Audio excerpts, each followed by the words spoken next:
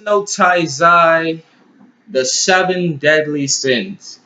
Chapter 189, the hero stands. The Captain Meliodas is back, and I'm not sure if anybody here is a seven deadly sins fan, but I have been a seven deadly sins fans for the past, I'd like to say, going on 2 years now.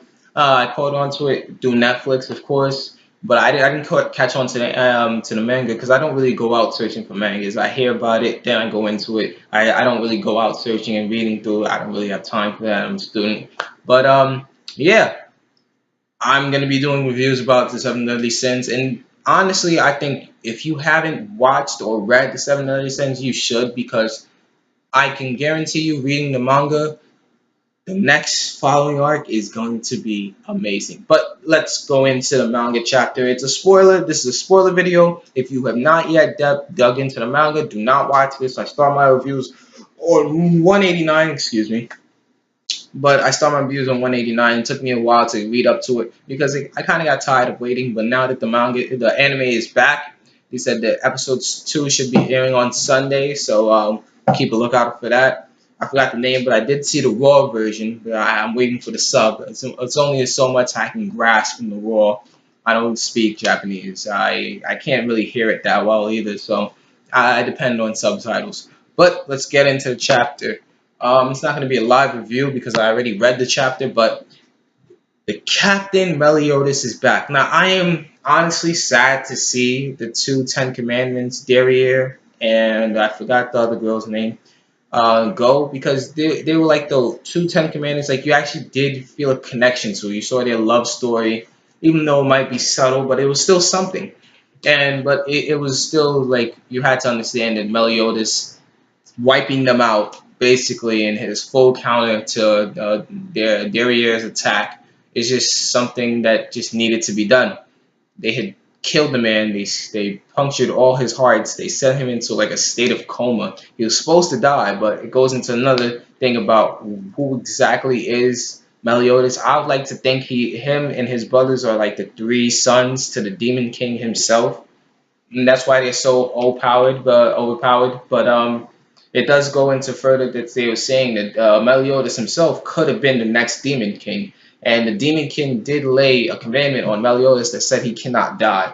But they said something about the only way he could die is if one of his brothers killed him. But even though one of his brothers did pierce all his hearts, he still yet to die. But we'll get into further with that as we venture off into more chapters explaining it. I would have liked to have seen more of how he was handling his situation in purgatory, going up against his father, but we might not be seeing that anytime soon. But we'll get into right into Meliodas came back last chapter, punched clean through one of the Ten Commandments ribcage. You saw her ribcage wide open.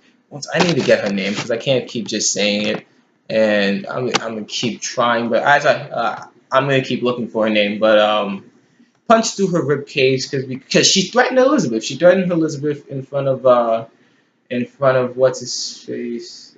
Like to say the Holy Knight that was killed. Zatharus, yeah, Zatharus, something like that. Yeah.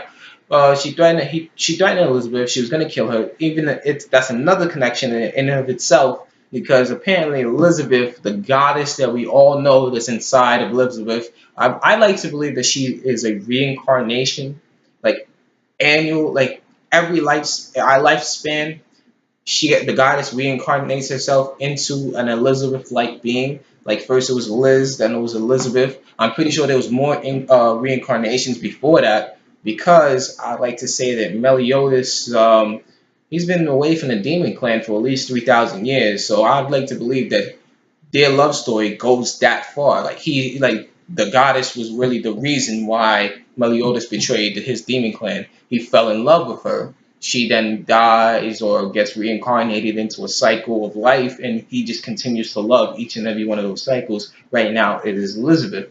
That's why I think their love is really in depth.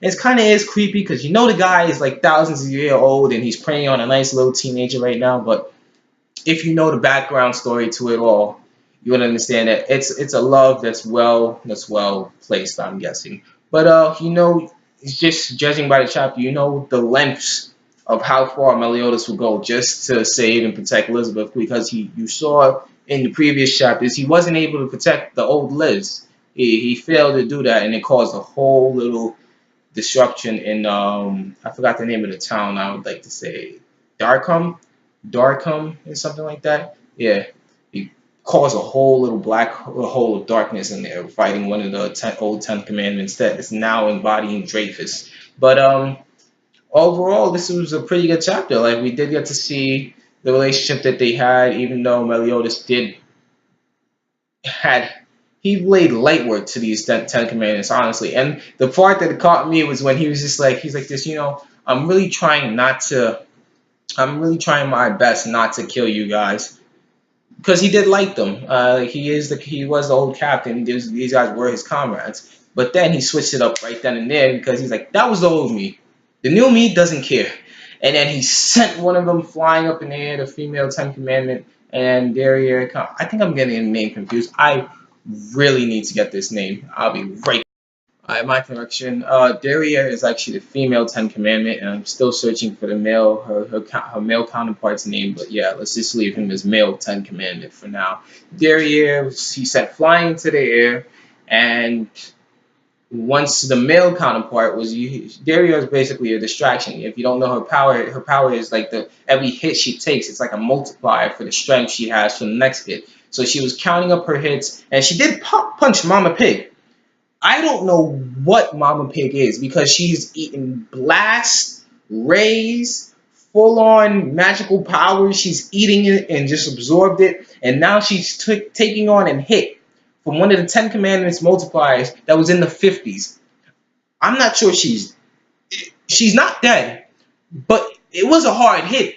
But still, how strong is this pig? Like, you have to understand, this is the pig that Meliodas uses for a base of operations. And so it's not surprising that it's a very strong pig, but this is really a strong pig. And the funny part also in the chapter was when what's his face, Hawk, was sent flying into the air, taking up one of the hits. That was really amazing. But then you didn't see Meliodas getting upset about that. He shows his true power. Once the Ten Commandments scheme is showed up, where the male Ten Commandment counterpart is shooting a huge ray of magical power at Meliodas, he then kicks Daria into the air.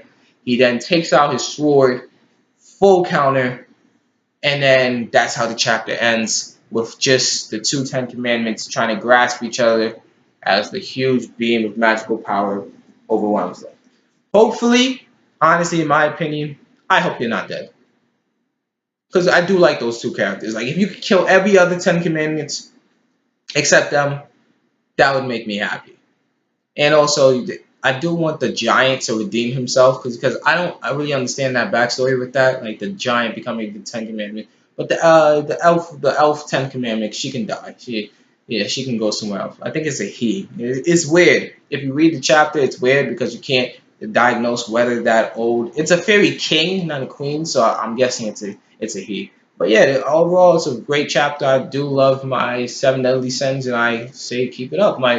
This is really one of my favorite up and coming animes. It's growing in popularity every day, and I just think the storyline is great. My one fear was when I was watching it at first was like, okay, these characters are very overpowered, but when you really start to get into it, they're really not that overpowered. Especially when they bring in like the power level scores, and you see, just like in Dragon Ball Z, you see how strong each individual is. Now you see that a lot of the Seven Deadly Sins are around like 3,000 power levels to like 7,000.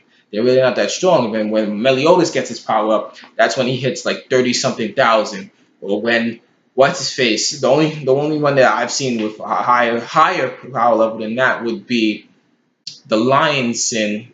I forgot his name, but yeah, the Lion Sin, and his power level was Excantor, or however you pronounce his name. He had a power level of 50 something thousand, and his power rises with the sun. So that was a pretty good fight when he was taking on Meliodas' brother in the Kingdom of Leonis. But stay tuned.